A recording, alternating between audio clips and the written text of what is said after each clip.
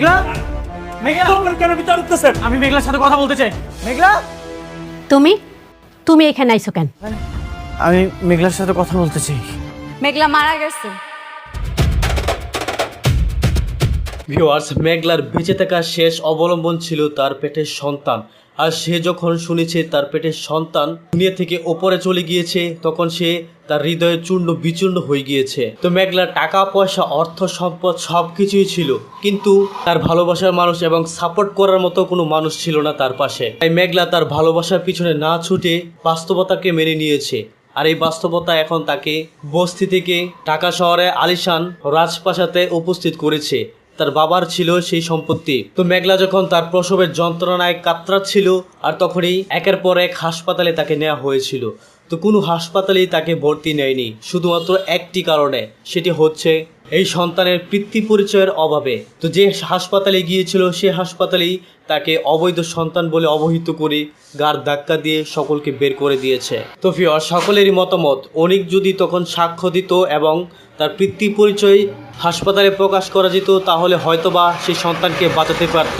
তাই আবার সকলেরই মনে ঘৃণা জন্মেছে অনিকের উপর। আর অনিকও এবার অনেক অনুতপ্ত, কারণ সে শুরু থেকেই মেঘলাকে চরম অপমান করেছে। কোনোভাবেই মেঘলাকে বিশ্বাস করতো না, সব জায়গার মধ্যে মেঘলাকে অপমান করেছে অনিক। এমনকি শেষ পর্যন্ত মেঘলার 7 অনুষ্ঠানের মধ্যে ভরা মজলিসের মধ্যে তাকে চরম অপমান করেছে এবং কলঙ্কের দাগ লাগিয়েছে তার জীবনে। তো এই সকল বিষয় ভেবে অনিকের শ্বশুর শাশুড়ি থেকে শুরু করে মেঘলা পর্যন্ত সবাই তাকে ঘৃণা করছে এবং অনিক নিজেও সে খুবই অনুতপ্ত। অন্যদিকে ভিউয়ার্স, অনিকের চাচা চাচি কিন্তু মাস্টার মাইন্ড এক প্ল্যান সাজিয়েছে বৃষ্টির মাধ্যমে। সেটি হয়তোবা আপনারা কিছুটা হলো ইঙ্গিত বুঝতে পেরেছেন। তো আপনাদের মধ্যে এই প্রশ্নটা জাগছে না যে অনিকের চাচা গোপনে কি কাজটি সেরেছে? অনিকের চাচা মূলত মেঘলার গর্ভের সন্তানকে চুরি করে অন্যত্র পাঠিয়ে দিয়েছে। মেঘলার গর্ভে যে সন্তান হয়েছে সেটি সম্পূর্ণ জীবিত ছিল।